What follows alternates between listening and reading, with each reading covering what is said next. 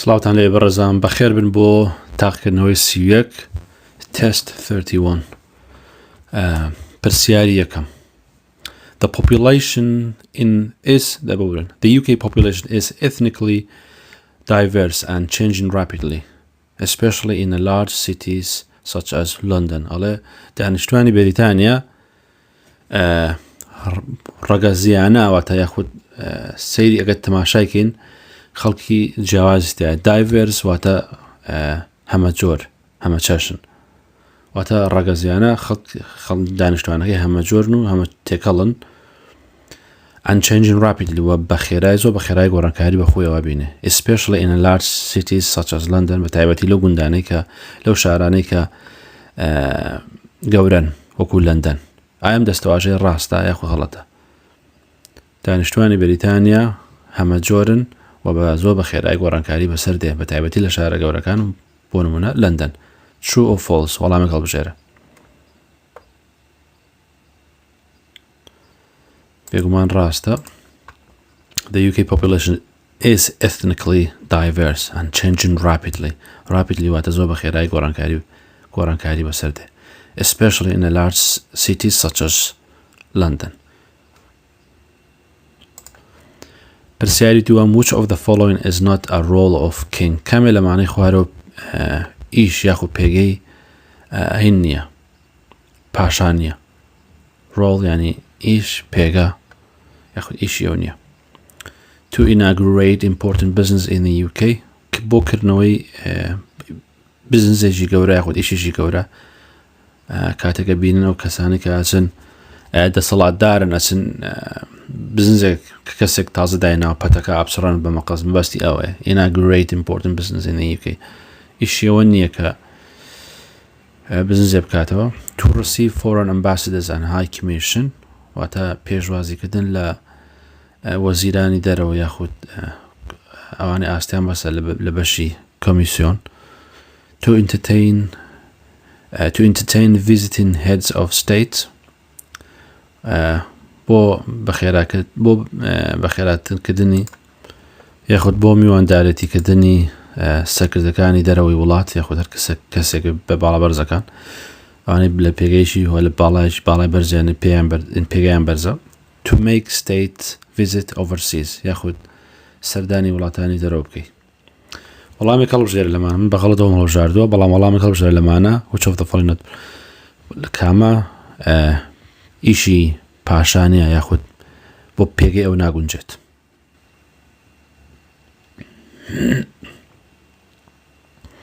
بێگومان یەکەم دانەیە. The king receives foreign ambassador and high commissioners, entertained visiting head of state and make state visit overseas in support of diplomatic and relationship with other countries. واتە پاشا پێشوازی لە باڵیۆز و کۆمیسیۆنی باڵای وڵاتانی جیاوازەکات و میوانداری سەرۆرکانی وڵاتانەکە کە سەردانی بەریتانیاکەن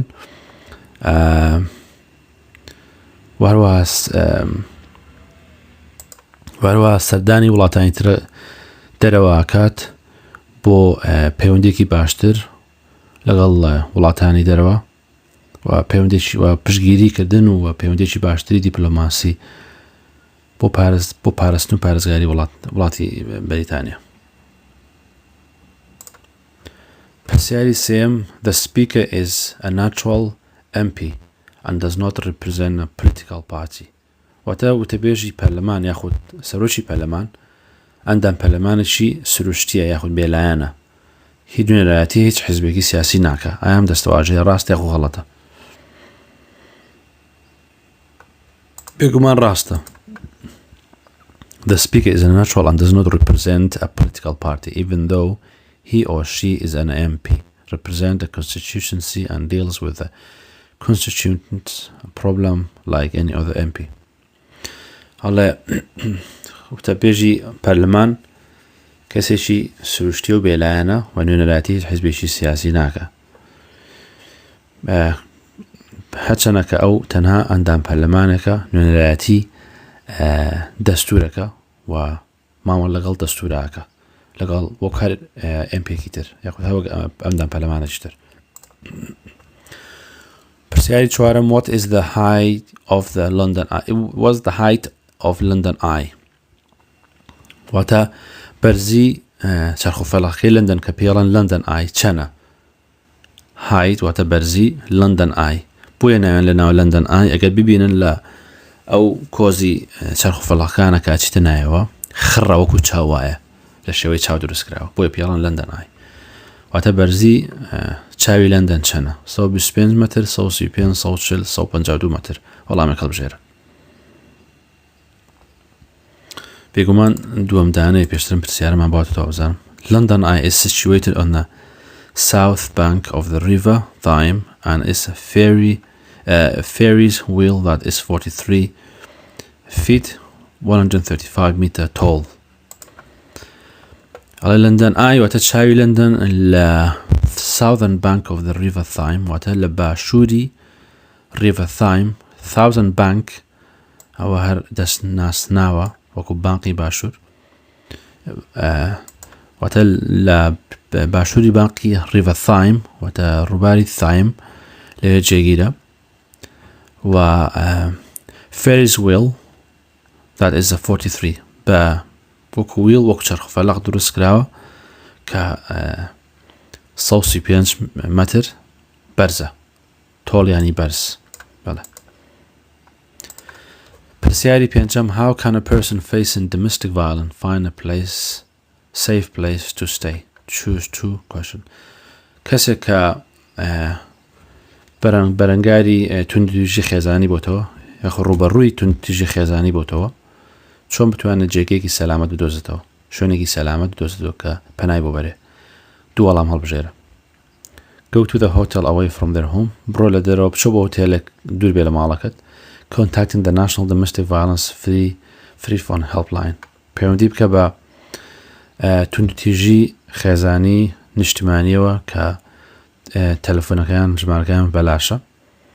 contacting the police پەیوەندی بە پۆلیسەوە بکە. contacting the hospital پەیوەندی بە نەخۆشخانەوە بکە. دوو وەڵام هەڵبژێرە.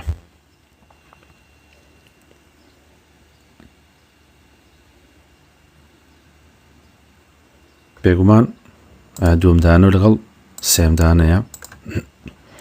if you are facing domestic violence ئەگەر دووچاری یاخۆ ڕوبەڕووی توندوتیژی خێزانی بوویتەوە you can get help from 24-hour national domestic violence free phone helpline. ئەتوانی 24 کاتژمێر هاوکاری بەدەست بکات لە ژمارە تەلەفۆنی خۆڕایی توندوتیژی خێزانی نیشتیمانی. ئەمێ national domestic violence واتە توندوتیژی خێزانی نیشتیمانی. at any time لە هەر کاتێک ئەتوانی پەیوەندیکەی or the police can help you find a safe place to stay. یاخود هەنەجار پۆلیس ئەتوانێت یارمەتیت بە بۆی شوێنێکی باش بدۆزیتەوە. هەتا ئەتوانی پەیوەندی بە national domestic violence بکەی و ئەتوانی تەلەفۆن بە پۆلیسەوە بکەی. پرسیاری شەشەم what name is given to the celebration when people in Great Britain set off fireworks at home or a special display on the 5th of November? چ نایەک دراوە بە ئەو یادکردنەوە یاخود بە ئەو جێژنەی کە خەڵک لە بەریتانیا تراقە تەقێنێ لە ماڵەوە یاخود دیمەنێکی جوان لە شوێنێکی تایبەتیە دانێ بۆ تراقە تەقاندن لە 5/11 ڕۆدا. چ نایەکی پێدرا 5/11 چ ڕۆژێکە کە خەڵک تراقە تەقێنێ؟ bonfire night, fireworks night, bright night, the candles night. وەڵامی هەڵبژێرە. بێگومان bonfire night پێشتر وەزان باسمان کردووە. bonfire night. Bonfire night, 5th November, is an occasion when people in Great Britain set off fireworks at home or in special display. La bonfire night یاخۆ شەی bonfire لە 5/11 ڕۆدا بۆنەیەکە کە خەڵک لە بەریتانیا تراقە تەقێنێ و لە ماڵەوە یاخود لە شوێنێکی تایبەتی بۆ دیاریەکە و تراقە بە کۆمەڵە تەقێن. پرسیاری حوتەم when did the Vikings first visit Britain to raid coastal towns and take away goods and slaves? کەی بوو ڤایکینەکان سەردانی بەریتانیان کرد هاتن بۆ بەریتانیا و پەلاماری گوندەکانیاندا و پەلاماری coastal towns واتە پەلاماری ئەو گوندانیاندا و شارۆچکانیاندا کە لە کەنار ئاوەکانن و هەروە هەرچی شتەکانیان برد گودس واتە ئەشیان برد و خەڵکیشیان برد وەکو کۆیلە بەکارێنەنە. کەی بوو ڤایکینەکان هێرشیان کردە سەر شارۆچکە کەناریەکانی بەریتانیا و هەرچی شتی باشە بردیان لەگەڵ خۆیان و کۆیلەشیان برد لەگەڵ خۆیان. کەی بوو 600 ساڵی دوای زین 789 ساڵی دوای زین 790 ساڵی دوای زین 804 ساڵی دوای زین بەڕێزان ئەیدی واتە دوای زین واتە لەو کاتەیە کە ئیسای مەسیح واتە دوای ئیسای مەسیح نەک پێش. بەڵام ئەگەی بینی بێتان لە هێر شوێن نووسراوە BC ئەگە BC نووسرا بوو لە پێش بەروارەکەیە واتە before Christ واتە پێش مەسیح. B واتە before C واتە Christ واتە مەسیح و هەروە ئەیدی واتە ئەنۆدۆمنای وشێکی ڕۆمانین لاتینیە واتە ئەنۆدۆمنای واتە لە ساڵەکانی مەسیحە یعنی لەو ساڵانەیە کە مەسیح لە ژیانە بووە واتە 600 ساڵ بۆ منە ئەیدی 600 ساڵ واتە 600 ساڵ لەو کاتۆ کە مەسیح بوونی هەبوو هاتووە. بەڕێزان وەڵامێک هەڵبژێرن. بێگومان دووەمدانەیە. The Vikings came from Denmark and Norway. They first visited Britain in AD 789 to raid coastal towns and take away goods and slaves. ڤایکینەکان لە دانیمارک و نەرویجەوە هاتن بۆ یەکەم جار سەردانی بەریتانیان کرد 789 ساڵ لە کاتی دوای زین و پەلاماری شارۆچکەکانی سەر ئاوەکانیاندا یاخود شارۆچکە کەنارەکانیاندا و هەرچی شتی باش و کۆیلەیان برد لەگەڵ خۆیانە. پرسیاری هەژدەم Who has control over policy and laws governing defense, foreign affairs, immigration, taxation and social security in Northern Ireland. واتە شێ سیاسەت و سیاسەت یاخود یاساکانی بەڕێوەبردنی بەرگری لێرە پۆلیسی ینی سیاسەتی شازی لۆز ینی یاساکان واتە کێ سیاسەت و یاساکانی بەڕێوەبردنی بەرگری و کاروباری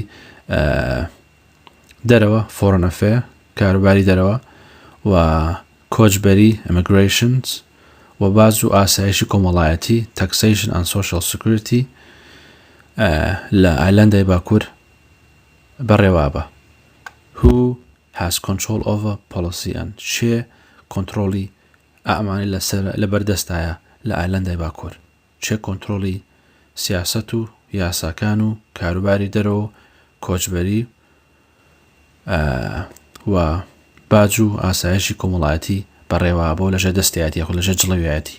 The Irish government حکومەتی Irish the central UK government واتە حکومەتی ناوەندی شانشینی یەکگرتووە بەریتانیا the Northern Ireland Assembly ئەنجومەنی ئایلەندای باکوور یاخود پەرلەمانی ئایلەندای باکوور the monarch پاشا. شێ جڵەی ئەم شتانی لەسەرکە باسمان کرد. پرسیاری هەشتەم وەڵامێک هەڵبژێرە.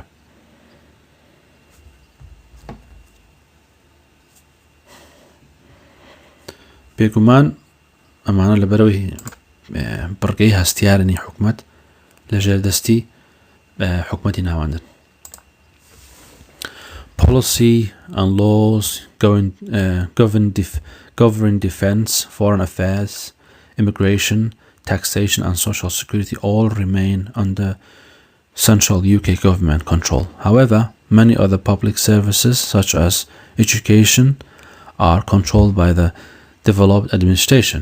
واتە سیاسەت و یاساکانی بەڕێوەبردنی بەرگری و کاروباری دەرەوە کۆچبەری و باج و ئاسایشی کۆمەڵایەتی هەمویان لەژێر کۆنتڕۆلی حکومەتی ناوەندی بەریتانیان هەمویان لەژێر کۆنتڕۆلی حکومەتی ناوەندی بەریتانیان بەڵام زۆرێک لە خزمەتە گوزاریەک شتەکان بۆ نمونە وەکو کەرتی پەروەردە لەلایەن ئیدارەی وەرگیراوی هینەکان ئیدارەی وەرگیراوەکان و کۆنتڕۆڵەکرد ئیدارە وەرگیراوەکان بۆ نمونە وەکو developed administration واتە ئیدارە وەرگیراوەکان بۆ نمونە وێلز، سکۆتلەند، نۆردن ئایلەند ئەوانە هێنە ئیدارەیان بەدەستەوەیە بۆ نۆکو پەروەردە وەکو تەندروستی ئەوانە توان گۆڕانکاری تیا بکەن بۆیە پێڵەن developed administration واتە ئیدارەی وەرگیراوەکان لە ناو سیستەمی بەریتانیا بۆ شێوازە پێناسەکەن. پرسیاری نوێم how many national parks are there in England, Wales and Scotland؟ چەند پارکی نیشتیمانی هەیە لە ئینگلند و وێلس و سکۆتلەند؟ وەڵامی هەڵبژێرە. پارکی نیشتیمانی مەبەستمان لە پارکی گەورەیە نەک پارکان زۆر گەورن کە دارستانی تایە، شوێنی یاری مناڵانی تایە، ئێتە شوێنەکە زۆر گەورەیە. چەند پارکی نیشتیمانی هەیە لە ئینگلند و وێلس و سکۆتلەند؟ من 15 دانە. There are 15 national parks in England, Wales and Scotland. 15 پارکی نیشتیمانی گەورە هەیە لە ئینگلند و وێلس و سکۆتلەند. There are areas of protected countryside that everyone can visit. ئەوانە ناوچەیەکن کە پارێزراون لە چوادەوری ئەم وڵاتە لە بەتایبەتی لە گوندەکان کە هەموو کەسێک دەتوانێت سەردانیان بکە and where people live, work and look after the landscape. لە شوێنانێک کە خەڵک تیاژی ئیشەکە و چاودێری ئەو دیمەنە سروشتەشەکە. پرسیاری دەیەم which services can be obtained from veterinary surgeons؟ ئەڵە چه خزمە گوزارێک ئەتواندرێت بەدەست بهێنرێت یاخود دەستکەوێت لە لای دکتۆری لە لای بنکەی دکتۆری ئاژەڵان. There are places where pets can be left when you go on holiday. ئەوە جێگەیەکە بۆی کە بتوانی ئاژەڵە ماڵەکە لێ بەجێ بێڵی کاتێکاچی بۆ پشوو بۆ یاخود بۆ وڵاتێک. There are places where vaccination and medical treatment for animals available. ئەوانە جێگەیەکن کە بۆ کوتان و بۆ چارەسەری تەندروستی بۆ ئاژەڵان بەردەستە. They are places specifically prepared to groom pets. ئەمانە جێگەیەکن کوتومت بۆ ئامادەکردن و بەخێوکردنی ئاژەڵی ماڵی. Amusement place for pets واتە شوێنێکی خۆشی و شادیە بۆ ئاژەڵی ماڵی. وەڵامی هەڵبژێرە. بێگومان دووەم دانەیە veterinary surgeons واتە جێگەی چارەسەری ئاژەڵی ماڵی یاخود ئاژەڵان ئەتوانێت خزمەتگوزاریت پێشکەشەکە دەربارەی کوتان و چارەسەرکردنی تەندروستی بۆ ئاژەڵەکان. بێگومان وایە ببورن ئەمە ویستم شیکاریکە بم کە ئەمە هێنەجار لە بەریتانیا veterinary search و پێڵم vets کوکراوکەیە vet center. پرسیاری یانزەیەم کوتومت پێم وایە ئەم پرسیارە ئێستا پێشتر بمان هاتەوە تۆزە نزیکە لی. The developed government in Scotland, Wales and Northern Ireland cannot control policies and laws, govern taxation and social services. واتە ئیدارە وەرگیراوەکان یاخود حکومەتە وەرگیراوەکان the developed government حکومەتە وەرگیراکان لە Scotland, Wales and Northern Ireland. The developed government واتە ئەو حکومەتانە کە سەربەخۆ نین لە هەموو شتێکە و ئیدارەیشان پێدراوە کە ئەتوانن مامەڵەی پێوەکەن.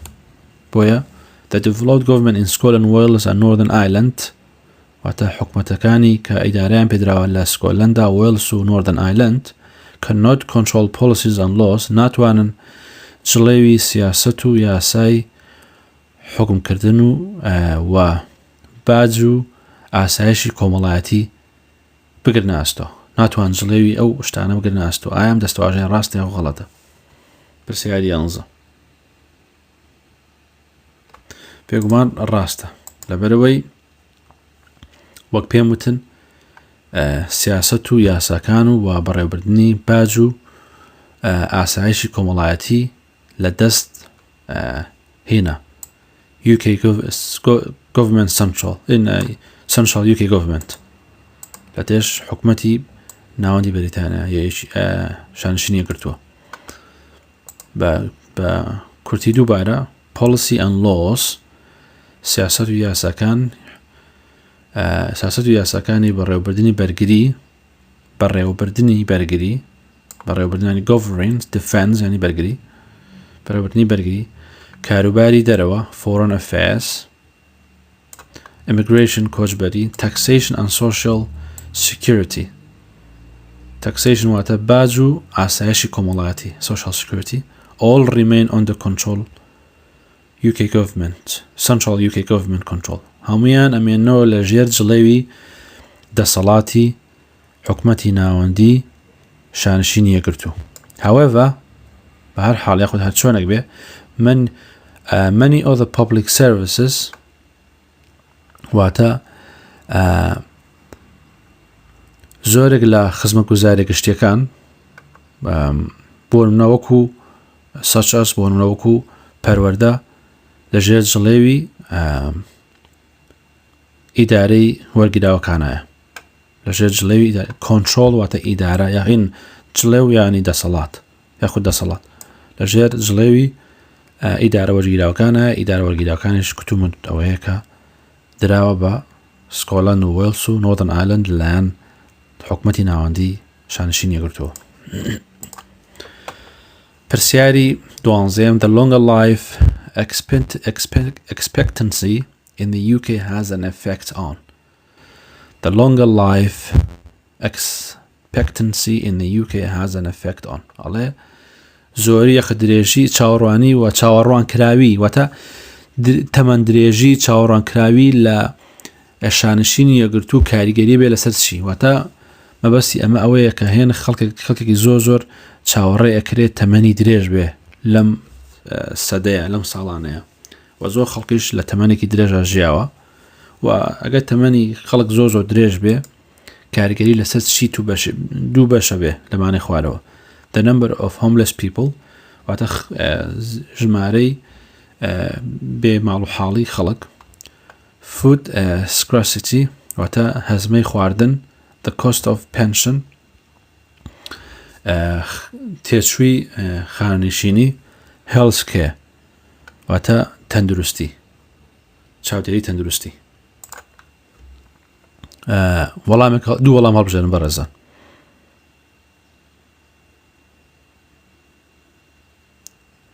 بێگومان بۆ من the cost of pension بەڵامگەی ڕوونە the health care the cost of pension واتە تێچووی خانشینی زیادە بێ لەبەرەوەی خەڵک نامرێ و چاودێری تەندروستیش کەسی زیاتری ئەوێ people in the UK are living longer than ever before ئەڵێ خەڵکانی بەریتانیا زۆر زیاتر ئەژین وەک لە خەڵکانی پێشتر this is due to improvement living standard ئەمە بۆ ئەوە ئەگەڕێتەوە کە ژیانی خەڵک گۆڕاوە and better healthcare و تەندروستێکی باشترە there are now a record number of people aged 85 and over ئێستا تۆمار کراوە کە خەڵک ئەژی لە تەمەنی 85 ساڵێک و بەرەوسەر this has an impact on the cost of pension and healthcare ئەمە کاریگەری هەبووە لەسەر تێچووی خانەنشینی و چاودێری تەندروستی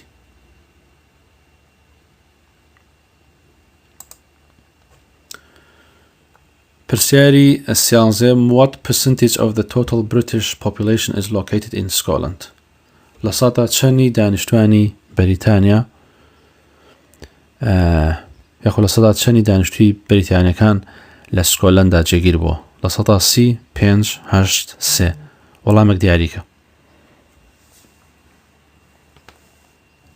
پێشترم پرسیارەمان بۆهاتێتەوە بێگومان لە سەدا 8 The population is very unequally distributed over the four part of the UK ئەڵێ دانیشتوانەکە زۆر بەنا دادپەروانانە دابەش بووە بەسەر 4 بەشی بەریتانیا England more or less constantly makes up to 84% دانیشتوانی ئینگلند کەم و زۆر پێکاتوە لە 84% دانیشتوانی هەموو شانشینی یەکگرتوو of the total population.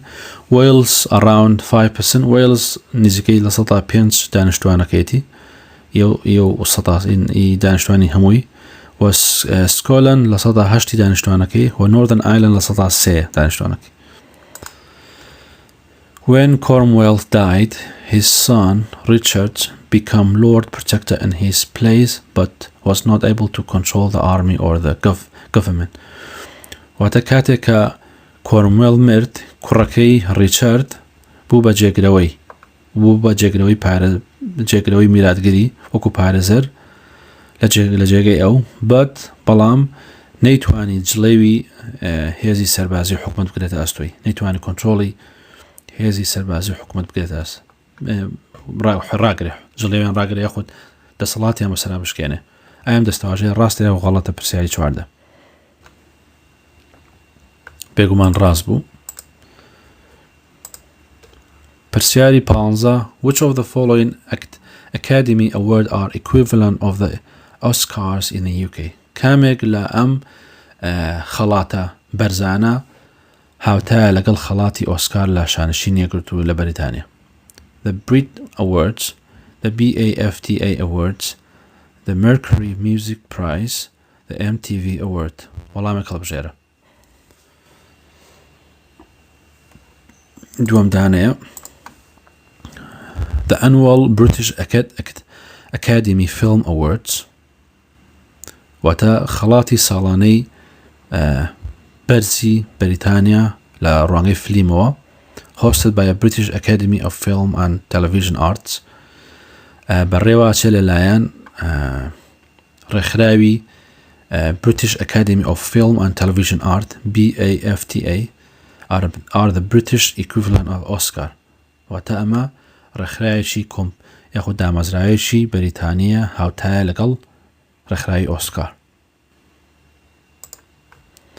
پرسیاری 16 Which political party was elected after the Second World War? ئەڵە چی حزبێکی سیاسی هەڵبژێردرا لە دوای جەنگی جیهانی دووەم؟ The Liberal Democrat, the Green Party, the Conservative Party, the Labour Party. Labour Party ێستا لەسەر حکومە. بەڵام لە دوای جەنگی جیهانی دووەم چ حزبێک هەڵبژێردرا؟ وەڵامێک هەڵبژێرە. بێگومان Labour Party بوو. The Labour Party won the 1945 election. حزبی Labour دەنگدانی 1945 بردەوە. Clement Attlee was a prime minister from 1945 to 1951 and led the Labour Party for 20 years. Clement Attlee سەرۆکوەزیرانی بەریتانیا بوو لە ساڵی 1945 تاوەکو 1950 و بە ڕێبەرایەتی حزبی لەیبەی کرد بۆ 20 ساڵ. لێت ڕابردووی لیدەیە لیت ئەگەر ئێستا بڵێن لیت ئەوە ئێستایە و لێت ئەوە ڕابردووەکەیەتی. پرسیاری حەڤەیەم Which British sportsman was captain of English cricket team? کام وەرزشەوانی بەریتانی کاپتنێتی یاخود بەڕێوەبەرایەتی تیپی کرێکەتی بەریتانی کرد؟ بۆبی مۆر، سێر ئین بۆثام، سێر ستیڤ ڕێدگرێڤ، سێر جاکی ستیوەرت. وەڵامێک هەڵبژێرە. بێگومان دووەم دانە بوو. سێر ئین باثمان captain the English cricket team. ئەڵێ سێر ئین باثەم کاپتنێتی یاخود بەڕێوەبەرایەتی تیپی کرێکەتی ئینگلیزی کرد and hold a number of English test cricket records و زۆر ژمارەیەکی زۆر تۆماری کرێکەتی ئینگلیزی بردوتەوە both for batting and for bowling. و لێرە کە ئەڵێ بۆ هەردوو batting and bowling واتە بەیتینەوەیە کە تۆپەکە ئاگرێتەوە لە یاری کرێکەتە bowling ژەوەیە کە تۆپەکە هەڵەدا. پرسیاری 18 In which Japanese city did the United States drop atomic bombs in August 1945? لە چه شارێکی یابان نەتۆیەکگرتوەکانی ئەمریکا یاخود ئەمریکا بۆمبی ئەتۆمی بەردایەوە لە مانگی 1945. Osaka and Nagasaki, Hiroshima and Osaka and Kyoto, هیروشیما و ناگاساکی لە کام شارە بوو، لە کام شاری بەریتانیا، کام شارانە؟ وەڵامێک هەڵبژێرە.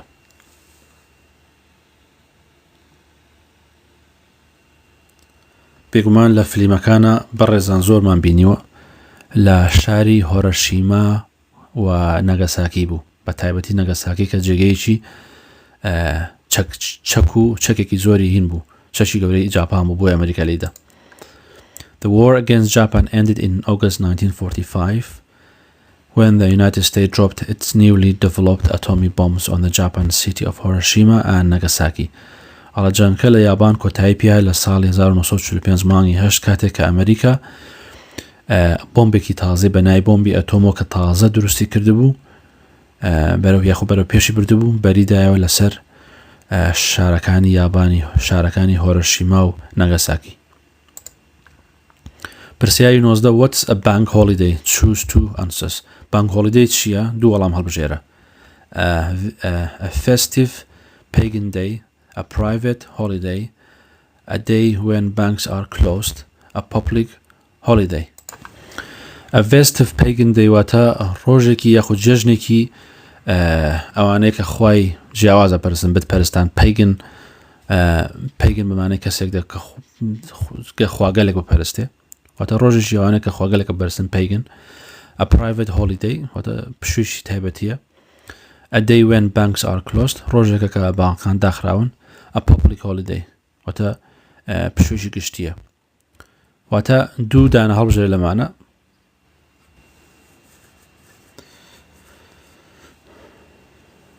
بێگومان 3 و 4. In the UK there are public holiday each year called bank holidays when banks and many other businesses are closed for the day.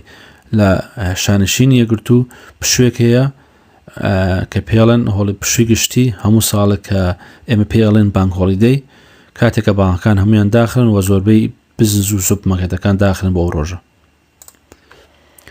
By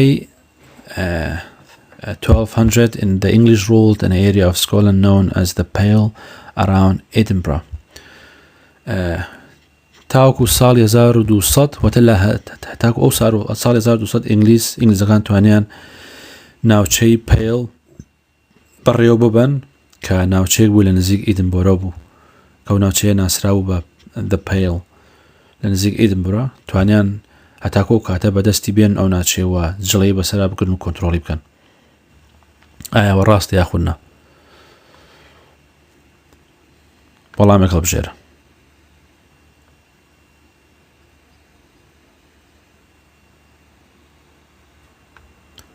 False. بێگومان غەڵەتە. By 1200 the English ruled an area of Ireland known as the Pale around Dublin. على لە ساڵەکانی 1200 ئینگلیزەکان توانیان ناوچەیەک کۆنتترۆل بکەن بە ناوی پێڵەوە لە ئایرلند لە نزیک دوبلین. ئەو ئایلندێک ئێستا سەربەخۆی ئایلندە باشوور ناوچەی و بە ناوی پێڵەوە ئینگلیزەکان توانیان لە ساڵی 1200 جڵەی بگرنە بەر و ئەو کۆنتترۆلە بەردەوام بێ تا ماوەیەکی دوای ئەوە، بەڵام بەروارەکەی دیاری نەکراوە تاکەکەی بوو ئینگلیز لێ بوو. پرسیاری 21 Which of the following countries does not take part in the Six Nation Championship? کامێک لەم وڵاتانەی خوارەوە بەشێک نیە خود بەشداری ناکە لە 6 لە بەشداری ناکە لە پاڵەوانەتی 6 وڵات.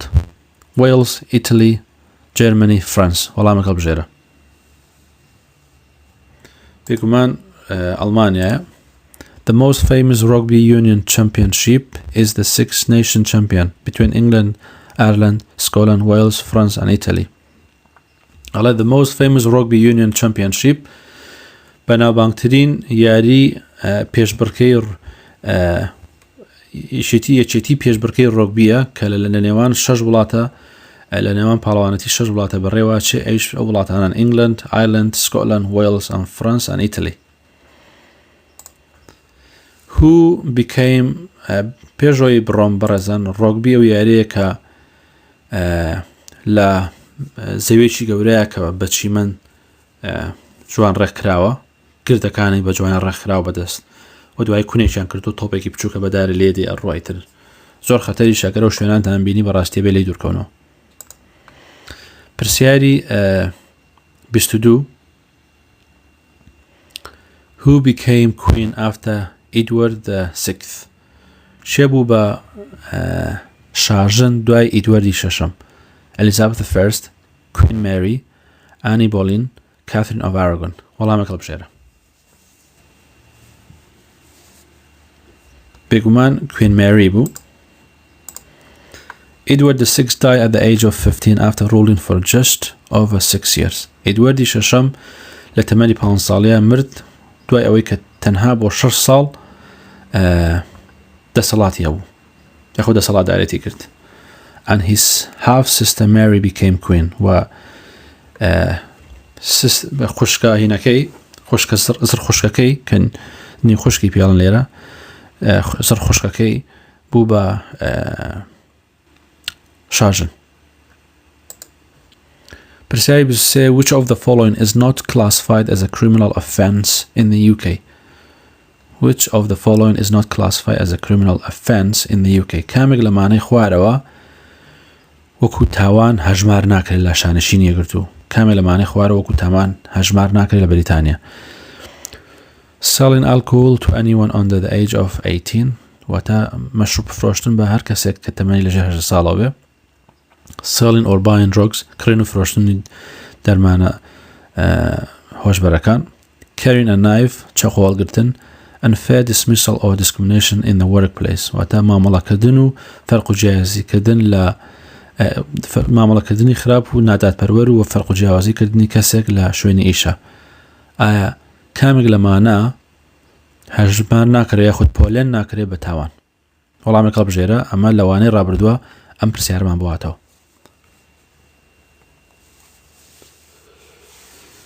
Unfair dismissal واتە مامەڵەی نادادپەروەری و discrimination واتە فەرق و جیاکردن. بێگومان چوارەمدانەیە Cases of unfair dismissal or discrimination in the workplace are considered as a civil offence واتە قەزیەکان یاخود کێشەی نادادپەروەری و مامەڵەکردنی خراپ و فەرق و جیاوازیکردنی کەسێک لە شوێنە ئیشە هەژمارەکرێت بە سزای شارستانەتی یاخود تاوانی شازاندی یاخود تاوانی مەدەنی civil offence. civil واتە مەدەنی هین یاخود شارستانی. offence بە مانای سزادێ سزا یاخود تاوانێکی مەدەنی یاخود تاوانێکی شارستانی. پرسیاری 24 پرسیاری کۆتایی The right to live and right to liberty and security are some of the principles included in the European Convention of Human Rights. واتە the right to life and the right to liberty واتە ئازادی in مافەکانی ژیان و مافەکانی سەربەستی و ئازادی and security و پاراستن و ئاسایش are some of the principle ئەمانە هەندێک بنەمان پێکەین ئەم بهێنە بنەمان هەن لە European Convention of Human Rights واتە پەیمانی ئەوروپیەکان بۆ مافەکانی مرۆڤ. مافەکانی ژیان و مافەکانی ئازادی و ئاسایش هەنێ بنەمان کە هەن پێکهاتن لە پەیمانی ئەوروپیەکان بۆ مافەکانی مرۆڤ. ئایا ئەم دەستەواژەیە ڕاستە یاخود غەڵەتە؟ بێگومان ڕاستە. ئەگە ببینەوە کەسانێک کە دێن بۆ ئەوروپا داوای مافی پەنابەرەتیەکەن زۆرینەی لەسەر ئەم بنەمایە جواب وەرەگرن. ECHR واتە European Convention of Human Rights پەیمانی ئەوروپیەکان بۆ مافەکانی مرۆڤ. ئەمە کۆتایی بوو هیوادارم سوتان لێ وەرگرت بێت.